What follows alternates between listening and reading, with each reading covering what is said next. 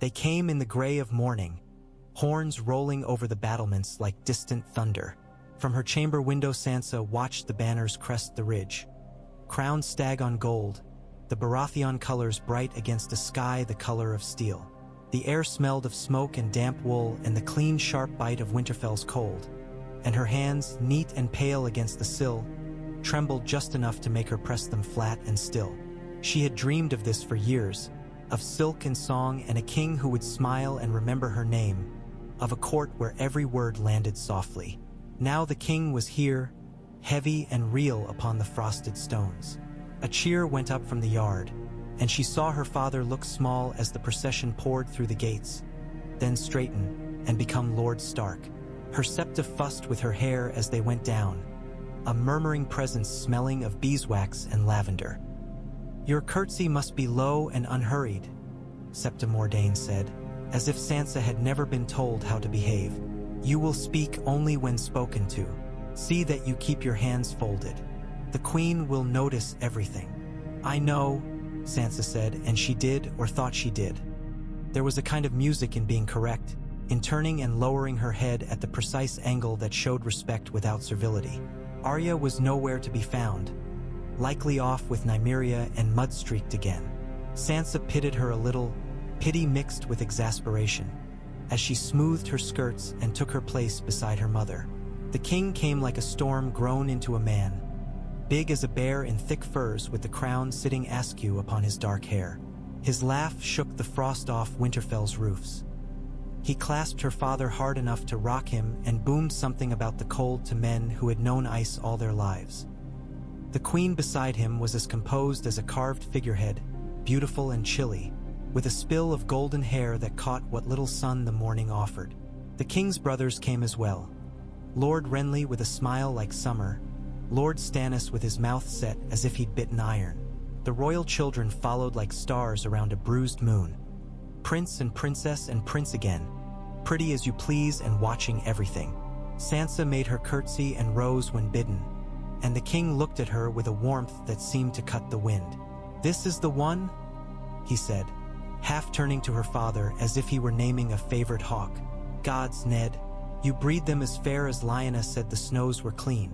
It was not the sort of thing kings should say, perhaps, but he said it anyway, and Sansa's cheeks flushed. The queen's eyes only warmed by a hair's breadth, but Sansa felt it like heat. At the feast, the king drank and laughed and slapped backs until the candles guttered. Sansa sat where she was placed and found words that were gracious and light. Lady whined under the table, impatient for scraps. Music rose and fell, harp and pipe and drum. There was a moment when the queen's gaze caught Sansa's and held it, and in that moment Sansa felt what it was to be weighed and measured. She straightened, smiling properly, and endured the subtle turn of the queen's mouth that meant nothing and everything. Later, when the torches were damp and the air heavy with meat and smoke, the king and Lord Stark descended to the crypts. Sansa did not know that until the next day. She did not know the quiet there, or how the king stood before a cold woman's stone and said Lyanna's name as if it had a taste. She did not hear the low voice that said, "I will not see the wolves torn for lion sport," nor see the king's eyes, that had seen too much war, soften. But she saw the result at dawn. The king held court in the yard, the breath of men and horses steaming. His cloak clutched close though he pretended to despise the cold. The great had gathered, the small pressed near the walls, and the ravens on the roofs were sullen and watchful. "I have a thing to say," Robert Baratheon announced, and even the birds seemed to listen. "House Stark is my oldest friend's house. The Seven and the old gods both know I owe it more than empty promises. Ned, you're coming south with me to shake the rot from the city's bones." He raised a hand when murmurs began, and then his gaze sought Sansa where she stood by her mother. "And you, little lady, no, don't hide behind your mother. Winterfell has made you straight and proud. I'll make you wise. Sansa Stark, I name you my ward. You'll be fostered at court until you're grown. Not as a hostage," he added, as if he needed to, and looked at the queen's pale profile, "but as honor." The queen's smile did not falter. Catelyn's hand tightened on Sansa's shoulder. so briefly no one else could have seen. Eddard Stark inclined his head with a care that told Sansa this was not as simple as it sounded. But the king had spoken, and the Yard took a breath and released it in a roar of approval. Sansa stood very still. Ward, it was not a betrothal. The king had not spoken of marriage. It was a promise and a claim. She felt small and enormous at the same time, a figure sketched in charcoal on a blank wall. After, in her mother's solar, the quiet was thick as wool. His Grace honors us, Catelyn said carefully, and Sansa knew there were a dozen sentences Catelyn did not say. I can do it, Sansa said, because the silence asked her to. I can make you proud. I will be good and learn everything properly, and Catelyn kissed her brow. You are not a task, Sansa.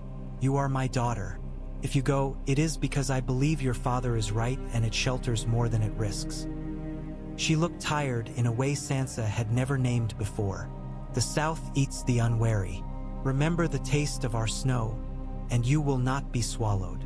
Arya burst in then with leaves in her hair, and later there were the long days of preparation, the careful packing and the whispered lessons, the scent of oil and leather in the stables, the way the wolves paced and whined as if they knew the pack would be sundered. At night Sansa dreamed of courtyards all light and gold, of songs sung below balconies, of ladies with sleeves like banners and men with smiles like promises. In the morning the dreams felt thinner. They rode out when the light was low and the sleet fine as ash, the king rolling south with his great laughter, the queen like a knife wrapped in silk, and Sansa between, drawn into the wake of their power. She rode beside Septa Mordane and behind a tall, scarred knight who had no patience for courtesies. The Hound, they called him, and his helm made a snarling thing of him. Sansa had been careful not to look too long the first time. Looking at that burned face seemed a kind of impoliteness, but the court was full of masks, and the Hound's was only honest skin. There were no games on the King's Road, not for her. She had heard the story of the butcher's boy and her sister in a future that did not come to pass. Arya had stayed in Winterfell, sulking and staunch, and Sansa felt the lack of her like a missing tooth she could not stop touching with her tongue. So instead there were long hours of riding, cold creeping into her bones and then leaving when the sun broke weakly through, the constant stamp and snort of horses, the glitter of armor like frost on iron. Prince Joffrey rode sometimes near her, because it amused him to see what he could make people feel by drawing close. He was beautiful the way a well-made dagger is beautiful. He asked idle questions with pointed edges and presented small gifts that seemed to cut the hands that held them. Sansa answered as she had been taught. Sweetness wrapped around iron around sweetness again. He was not her betrothed. He was a prince. Those were different dangers. At an inn by a willow-bent ford they paused for a day while the king drank with old companions and swore they were the only men left in a softening world. Sansa walked the yard with Lady at her heel and the Septa a few paces behind, nodding to guardsmen who called her "my lady," with voices too casual or too respectful. Sandor Clegane leaned against a post, his helm under his arm, his hair hanging in coarse dark ropes. His scars were livid, a raw map of some old cruelty. He watched her the way wolves watch the tree line, and when she would have dipped a curtsy, he made a sound in his throat. "Save it," he said. "Hells, I'm no lord to be curtsied to. If you must do it to the damned post." "It is only proper," she said and lifted her chin. "You are sworn to the crown. That is service to be honored." "And what are you then?" His mouth drew in one corner. "Honor, walking on 2 feet." She did not know what to say, so she said nothing, and his eyes crinkled in a way that suggested he did not despise her for it. Later, when a handful of spearmen in tattered cloaks drifted too close to the royal horses, there was a scuffle and shouting and a knife glinted, and the Hound moved in a blur, and one man screamed as though the knife had found him instead of the horse. Sansa looked away only for a heartbeat and looked back because she would not be the sort of lady who turned from her own world. At King's Landing the light changed. The sea caught the sun and threw it back in shards, and the city rose from the water like a beast crouched to spring. The Red Keep's pale stones were warm to the touch even in winter. Sansa stood on a balcony and breathed the smell of tar and brine, of too many bodies and the spices of markets she would learn by name. Everything was close and loud, full of edges that might be caught and used. It was not Winterfell. That hurt in a way she learned to make small. The queen received her with a flawless gentility that had no warmth. "A northern flower," she said. "We will teach you to thrive in sun." Her hand at Sansa's cheek was cool and almost affectionate. Sansa saw the look she turned on the king when he was not watching, and prayed to gods she had never felt as keenly for Winterfell's old gods to keep her steady. There were daily lessons in courtesy that used different knives than the ones she was used to. Septa Mordain saw to her devotions at the Sept, and Sansa dutifully crossed herself and whispered prayers she did not feel in her bones, since her bones remembered the godswood and the heart tree and the smell of damp earth. She learned the names of the counselors and how far to trust their smiles. Lord Peter with his cat-soft voice and eyes that made her think of men who seemed gentle until you felt their claws. Grand Maester Pycelle, whose hands trembled or grew steady depending on who spoke. Lord Varys, a river without banks, who said kind things and listened too much. Barristan the Bold bowed to her with a courtesy that felt like iron wrapped in cloth, and she came slowly to understand the shape of things. How the king's laughter wore thinner in the council chamber. How Renly's barbed wit did not prick where it should. How Stannis' absence was itself a presence. The tourney of the hand came with banners like a garden and silk like spilled wine. Sansa sat under the king's dais and clapped when everyone else did and felt the weight of eyes and the heat of the day bleed through her. She had never seen Ser Loras ride before. A boy formed into an ideal, light in the saddle, flowers braided in his horse's mane. When he gave his favor to a certain lady with deliberate grace, the crowd sighed the way a single chest might. Afterward, the world changed color. The mountain's rage was a story grown true, sudden and stupid, his destrier's guts steaming on the ground, and Sansa's breath stopped at the sight of a man so large and so mad. The hound was there like the shadow of a blade, his sword catching sunlight as he slid between the mountain and everyone else. The king shouted. Sandor fought like a man who had let an old fear make his limbs honest. In the end, the mountain's sword stuck in the earth and men pulled him back like handlers pulling a dog from a carcass. And Sansa found herself shaking and furious with herself for it. The hound's eyes found her briefly, and there was something in them that recognized fear not as weakness but as a tide that could drown or be ridden. He did not speak. She did not thank him. Later she would, properly, in words, and he would only grunt and call her little bird, and that would be enough. All the while, the city coiled around itself and watched. Sansa learned the names of the alleyways where men disappeared, learned the way the sunlight fell in the late afternoon on the Armorer's Row. She learned that Tobo Mott had a new apprentice with hair as black as a raven's wing who could make a helm sing. This she heard from a kitchen girl gossiping through a cracked door, and never thought what it meant until Lord Stark returned smelling of hot iron and hard truth. The hand moved through the city like a man following a river underground, tapping the stones, listening for the sound of running water. He came back more silent each day. Sansa did not ask. She learned not to ask. Robert Baratheon was kinder to her than she had expected. It was not the courtly kindness of tales, but a bear's rough tolerance and a reluctance to laugh at her. He would rumple her hair as if she were one of his own, and then remember himself and make a joke so no one would see. And once he took her to the kennels and complained of the hound's manners while the master slipped him the best pieces. Sometimes he tried to speak of the woman he had loved and lost, not to her directly, but as if the words had risen and could not be put back. Sansa learned to sit very still when the king's gaze drifted to some far winter place. She thought of Lyanna Stark as a name carved in the air between two men who loved her differently and never let it be more than that. Cersei Lannister watched her with a composure so fine it might have been spun. She spoke to Sansa often enough to mark her, and never enough to commit. She said things like, "Men believe they make the game," and "A smile is a trap, if you said it right," and sometimes brushed her knuckles over Sansa's braids as if smoothing them. Once she said, half smiling, "I was very like you," and Sansa, who had never lied well, simply lowered her eyes and offered nothing at all.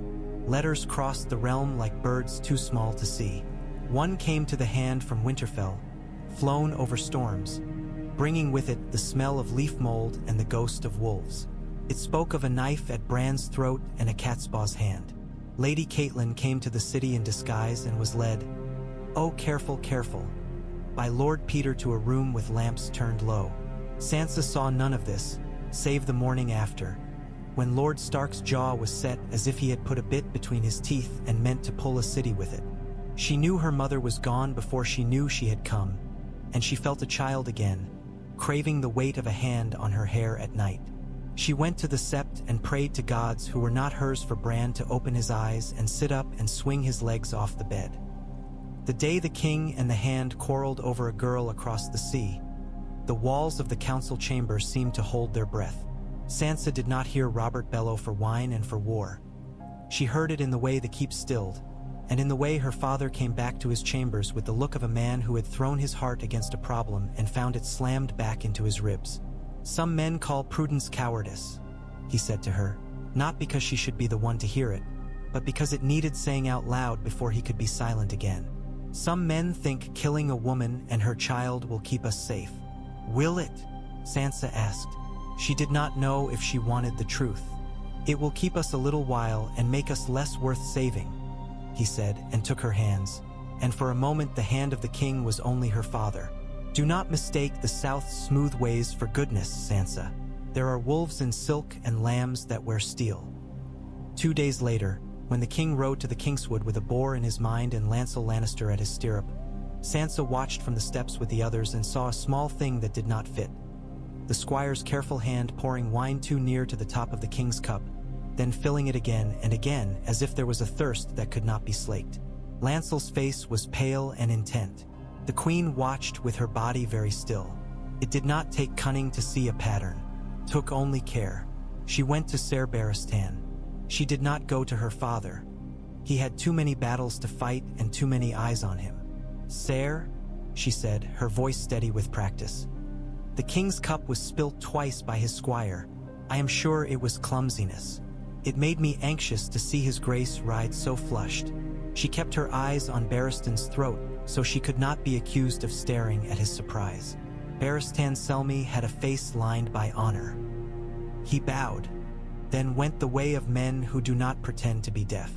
It was small work after that for the hound to begin his ride with them and to be near when the boar came crashing through the undergrowth, tusks wet and eyes like black stones. Robert Baratheon was a warrior born and loved nothing so much as the kill. He drove his spear into thick hide, and the boar screamed and gored and died with a terrible churning of its legs. When they dragged it to the clearing, the king's leg bled, but the wound was wide and messy, not deep. Robert wanted wine, of course he did, but Sandor's gauntlet knocked the cup aside when Lancel brought it, and the wine soaked into the leaf litter like a dark flower blossoming. And the king turned to curse and found Barristan looking at him the way a father looks at a son who is about to do something unforgivable. After that, things moved as if a string had snapped. The king returned to the keep in pain and fury. He questioned and Lancel stammered and sweated and then said a name he should not have said, and the queen's hand closed into a fist where no one could see. Robert threw the cup across the room so hard it shattered, and for the first time Sansa understood that a king's rage was a weapon and a failure both. That night, Sansa lay awake and listened to a city thinking. It made a sound like a great beast at rest, too heavy to stir, and yet it was waking. The next day her father went out with his guards to speak to a blacksmith's boy and came back with his mouth a hard line. She was not told what he had learned, but she did not need to know the words to read the outcome. The king and the hand at last in step with one another. The council not so. Lord Peter smiled and named obstacles as if reciting a poem. Varys cooed about the good of the realm and how the realm liked to be still, even if it was sinking. Pycelle stroked his beard and spoke of precedent as if it were a sea no man could cross. Renly shrugged a little and advised speed. The king listened with a hungover patience that fooled men who did not know him. He called Janos Slint and a handful of captains to the Tower of the Hand and spoke low with them, and when Littlefinger began to speak of the expense of loyalty, Robert said very softly, "You think I do not know what my loyalty costs me? Bring me your sums for the morrow, Peter." That night a watchman's daughter, who knew Sansa's maid from the market, murmured in a corner that the Goldcloaks had been drinking in a room above a wine shop, and that a small pale lord with mocking eyes had been pouring the wine. The words fell into Sansa like pennies into a well.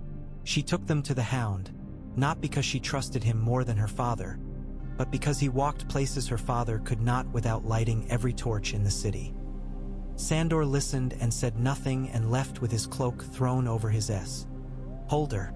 When he came back, he smelled of stale wine and the river. "Piss yellow cloaks," he said.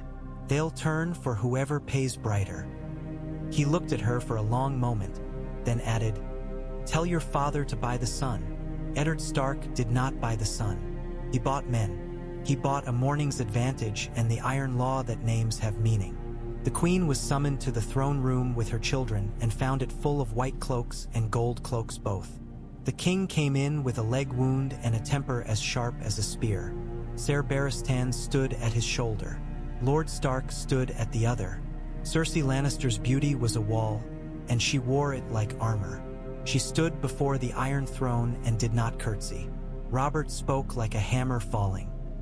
He said the word bastard and the word treason, and when the queen's mouth twitched at the first, he said 3 names: Gendry, Maya, Edric, distant beads on a string he had never wanted to wear. He said the word brother, and looked at a space where Stannis Baratheon should have been. He named Stannis his heir in front of the court and laughed, not because it was funny, but because it was the only way to keep from breaking something. Joffrey stared at him as if he were an ugly painting. Tommen's face crumpled, and Myrcella put her hand into her brother's without looking down. Swords whispered out of scabbards. For a breath, the city held the moment in its mouth and did not chew. Then the gold cloaks did not move when Littlefinger's eyes told them to. Janos Slynt looked up at the king and saw in his face not wine, not women, not a man grown, but a warhammer that had shattered a prince by a river long ago. He made his choice. He made it for coin, for fear, for the way power rolls downhill and flattens the men who stand wrong on the slope. He made it, and the queen twisted her hands very slowly at her side and said nothing at all. They took the queen's people quietly. Lancel fought and had his nose bloodied. Tommen cried and was led away gently. Joffrey stood as if rooted and spat words that cost him nothing now and everything later. "You will regret this," he said, and Robert smiled, and his smile was cruel. Jaime Lannister was not in the throne room. Messages had flown like hornets, and he had left the keep with men he trusted. His white cloak flashing like a gull's wing on the city's edge.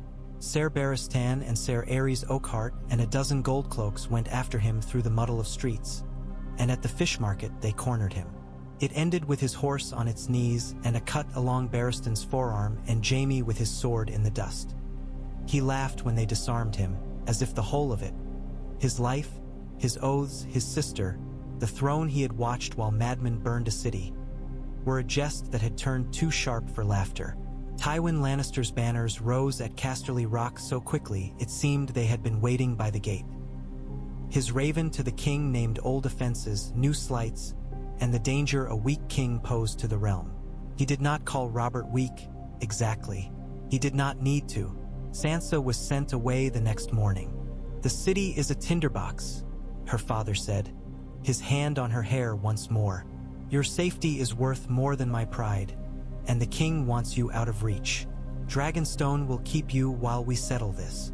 "Dragonstone?" she whispered, thinking of black stone and old stories. "I will go where you say." "Take the Hound," Robert said bluntly, when the hand would have argued for a dozen white cloaks and a ship of the royal fleet. "He bites." "Good." He looked at Sansa then, with an expression that was almost shame. "It should not be your lot, girl, to be used like a brick in a wall. I won't see you made a hostage for your father's honor." "I am a Stark of Winterfell," she said, hearing her mother's voice in her own. "I know what walls are for. They went by sea." The ship was low and thick of beam and smelt of tar and salt and unwashed men. Sansa retched over the rail the first day and learned to keep her eyes on the line where sky meets water after that. The wind turned her hair into ropes and the sun burned the fair skin on her wrists. She watched the red keep fall away like a thought she was trying not to think. Dragonstone rose from the sea like the skull of a beast, ancient and fanged. The castle's towers were shaped like dragons' necks, the walls scaled with carved stone. It frightened her at first in a way the Red Keep never had. Then she saw the smallness of the people within it, the narrow corridors with rushes that needed changing, the anxious maester, the sentries with patched cloaks, the girl with a discolored cheek who smiled at her shyly and ducked away. Sansa was received by Lord Stannis with a stiffness that seemed a kind of honesty. He bowed his head the exact degree courtesy required and told her once, in precise words, that she was under his protection while the king required it. He did not say he was glad to have her. He did not say he was not. Davos Seaworth bowed awkwardly and smiled with his whole face. "My lady," he said, "you'll find the storms clean here. It's the only politeness they manage." He smelled of fish and salt and a little of smoke no water could drown. He had a gentleness to him that made Sansa think of the men who brought wood to Winterfell's kitchens, quiet and sure and always there when the wind began to sing. Shireen Stannis, Stannis's small daughter, came in with her hands folded and her hair brushed smooth. She stopped 3 paces away and looked at Sansa with a shy, steady curiosity that reminded Sansa of herself at 8. The little princess's cheek bore the marks of a healed plague that had taken more from others. Sansa did not stare.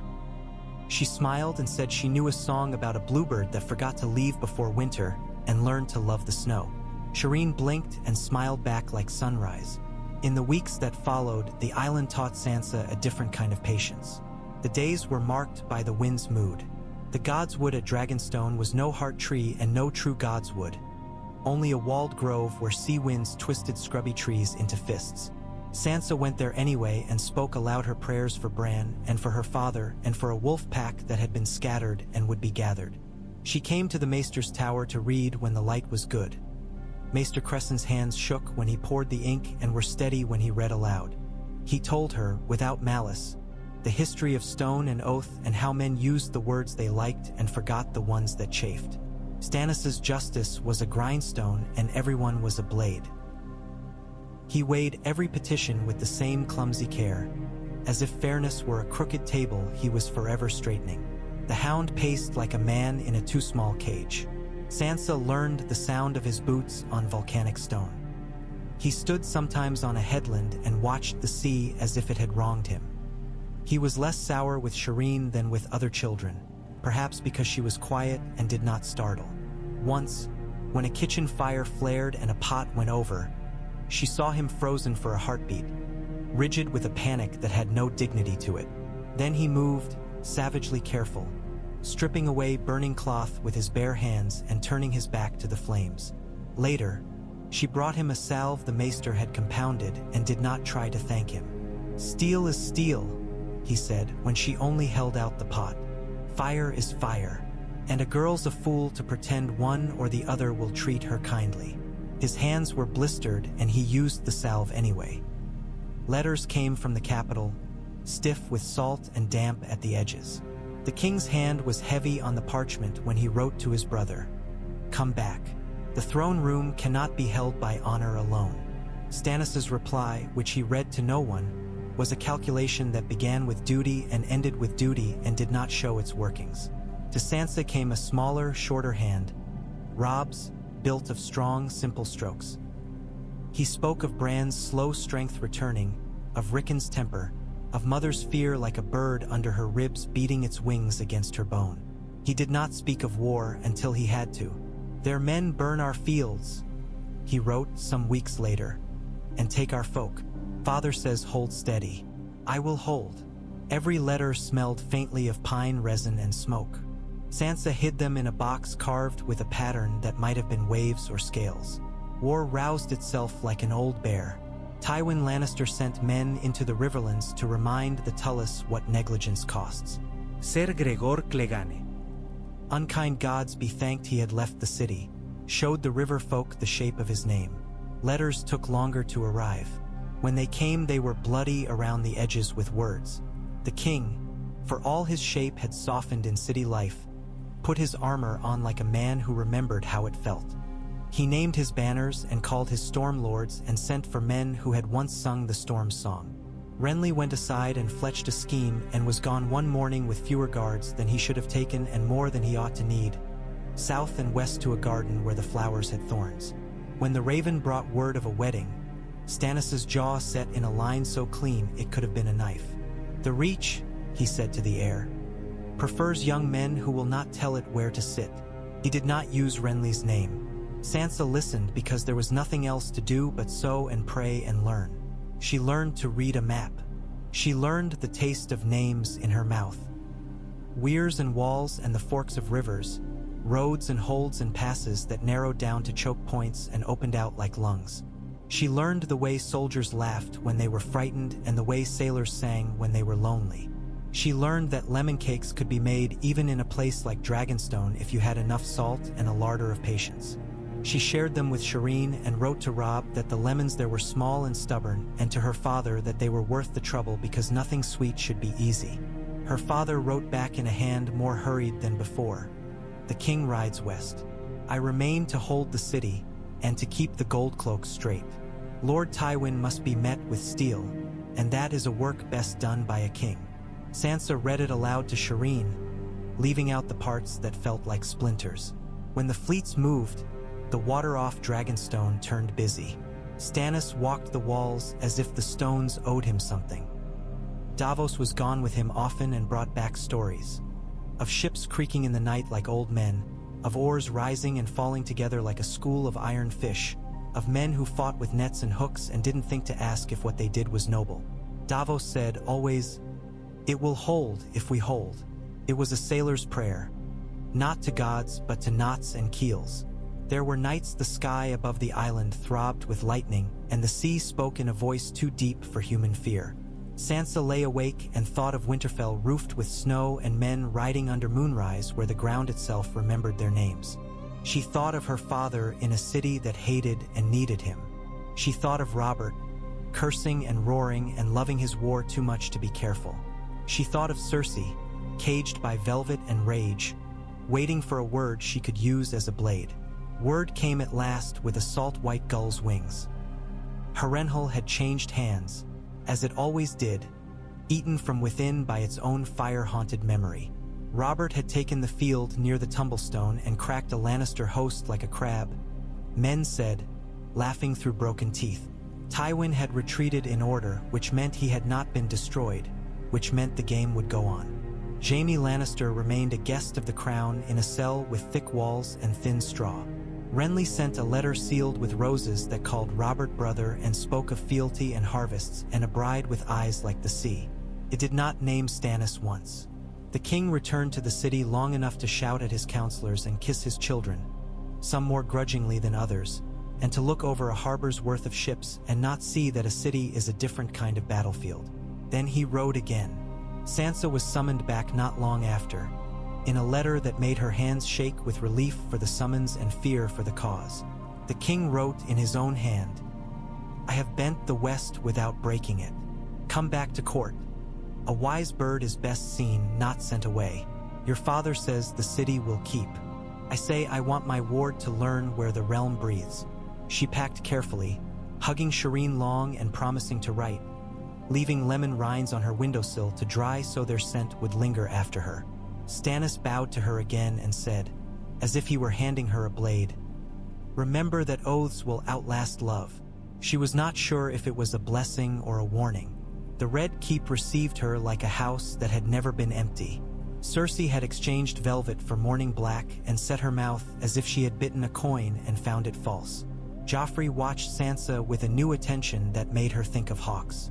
Tommen hugged her clumsily, and Myrcella squeezed her hand with earnest, terrified pressure. The city had grown leaner. Slint's jaw was heavier. Peter's purse was fatter. Varys's smile was softer.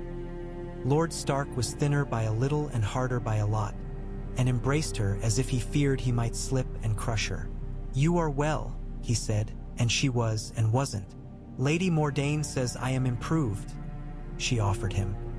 He smiled at that, and she remembered his mouth as it had been at Winterfell, when he had kissed her brow after she had learned a new stitch.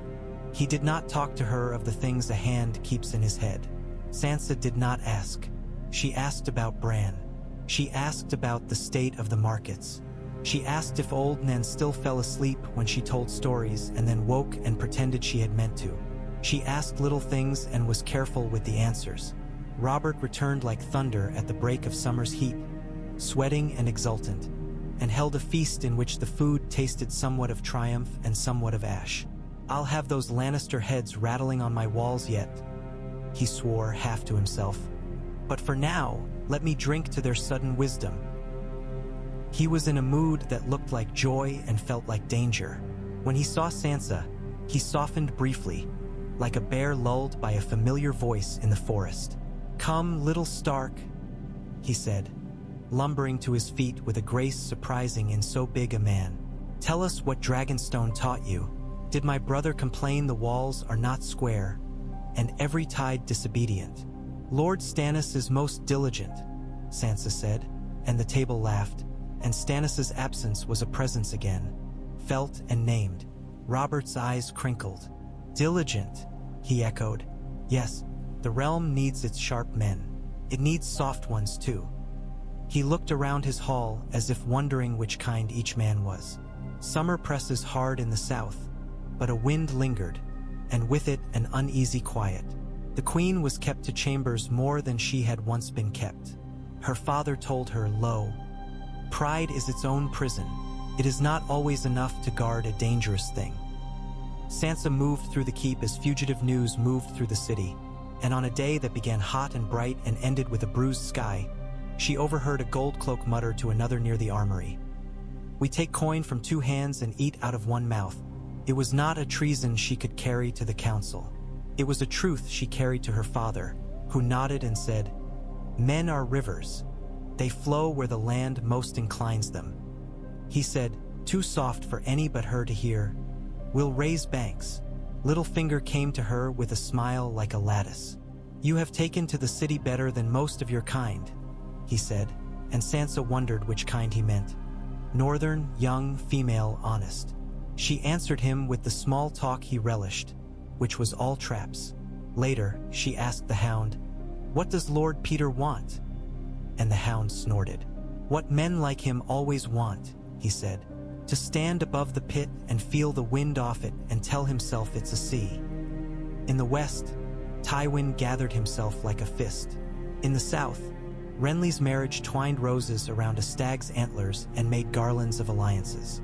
In the north, Robb held his men in check until they pulled at their leashes so hard someone had to loose them or risk being dragged. War does not wait for a command. It looks for one, and finding none, finds a pretext instead. It came in skirmishes and burned farms and columns of smoke that thickened the air between river towns like a second autumn.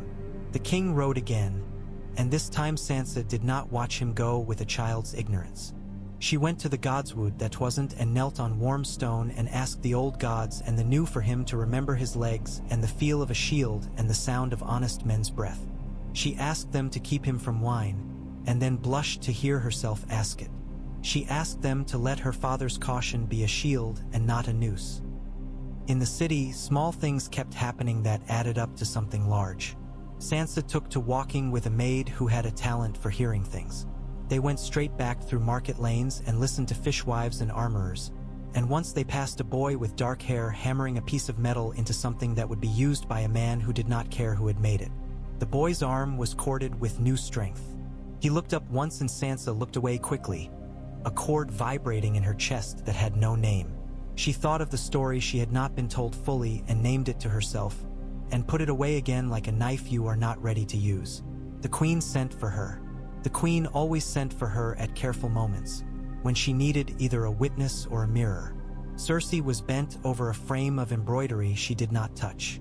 "You were on Dragonstone," she said, as if Sansa might have forgotten. "Stannis does not laugh. He judges," Sansa offered very politely. "What would he judge of me?" Cersei asked, lifting her eyes.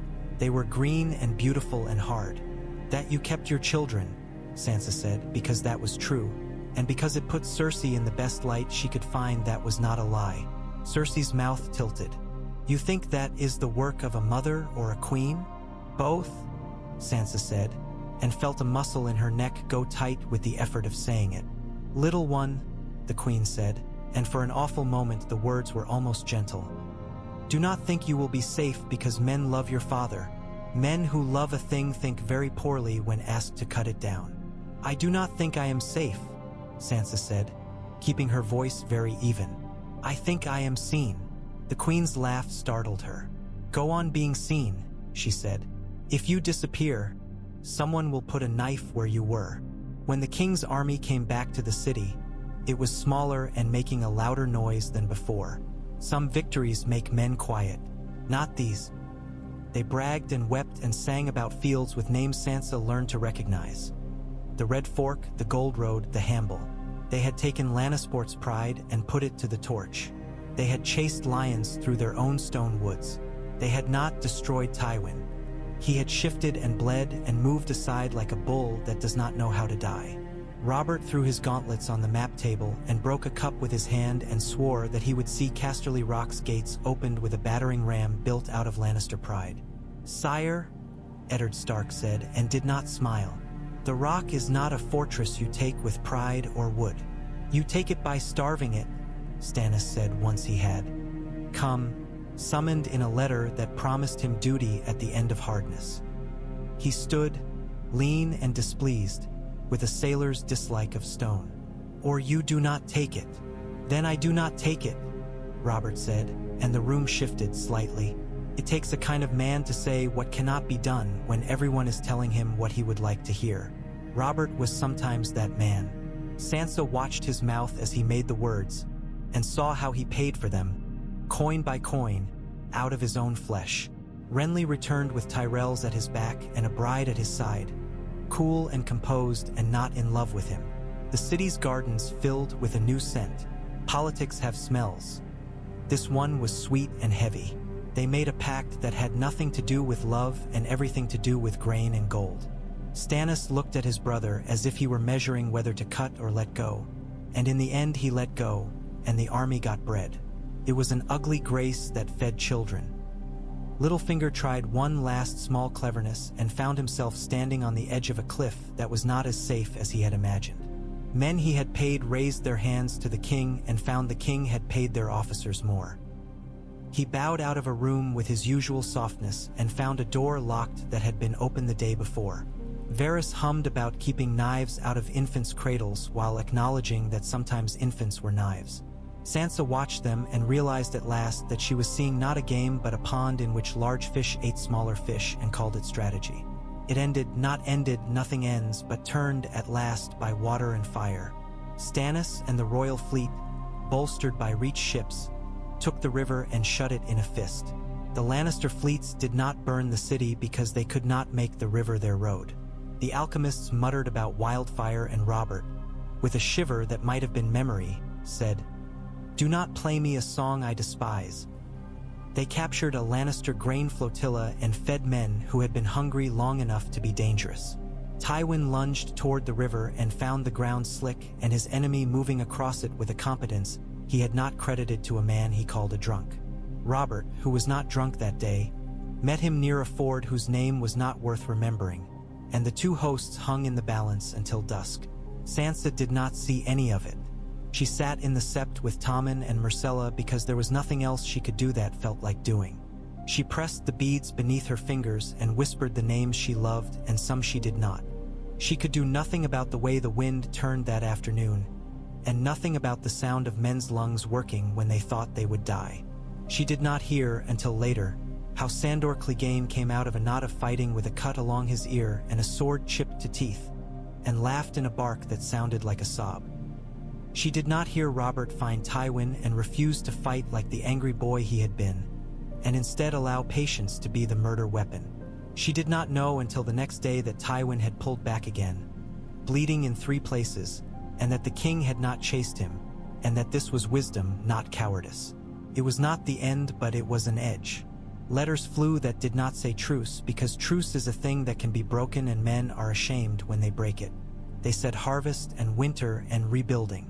Cersei remained in her gilded room with its bars made of courtesy. Jaime remained in a cell with a wall he hated for being honest.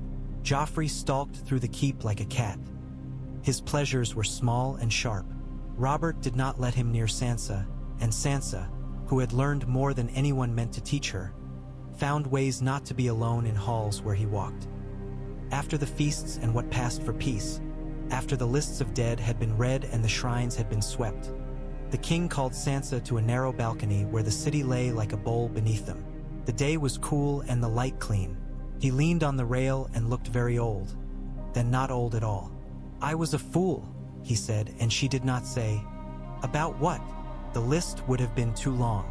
"I loved my idea of a girl enough to burn a kingdom if someone had given me a torch. I drank because wine is the one enemy you can swallow and say you've bested. I do not apologize for being what I am," he added, almost angrily. "But I'll not see this realm go to a boy without a name. Stannis is my heir. He knows the shape of a chair with swords for legs." "Lord Stannis will be a hard king," Sansa said. "He will be a just one," Robert said, "and he will need a little grace around the edges." "Funny that." He looked sidelong at her. "You're near grown. The city will try to bind you with promises that look like velvet. I can give you promises that look like rope." He grimaced. "It is not kind what I ask. Remain my ward. Stand in the sight of men who would like the north for meat. Make them see something they can neither buy nor bully." "I can try," Sansa said. She did not need to think. She had, in her own way, already given herself to the work. He nodded. "You have a head for the spaces between things. Your father does too. If I die..." He lifted a hand when she began to protest, impatient with the folly of pretense. "If I die before winter has had its belly full of us, you make sure Stannis sits, and you tell him the realm is not a set of numbers you can add until it makes sense. You tell him men are crooked sticks that you sometimes must lash together to make a straight fence." "I am only a girl," Sansa said softly. She meant it less than she once had. "We are only what we are," Robert said, "and sometimes that is enough." She went then to the godswood and knelt. The wind smelled of salt and smoke. She pressed her hands to the warm stone and let herself remember Winterfell with the force of a tide turning. She prayed without asking for anything. She sat with the silence and let it climb into her and lay down and become not a lack but a companion. When word came at last of a raven from the wall that had made even courtiers listen, Sansa found her father in the map room with his mouth align again. "Snow and shadows," he said when she asked. "A lord commander who chooses his words like a miser chooses his coins. It is a warning. It may be a plea. It may be both." "Jon," Sansa said, the name strange on her tongue after so long.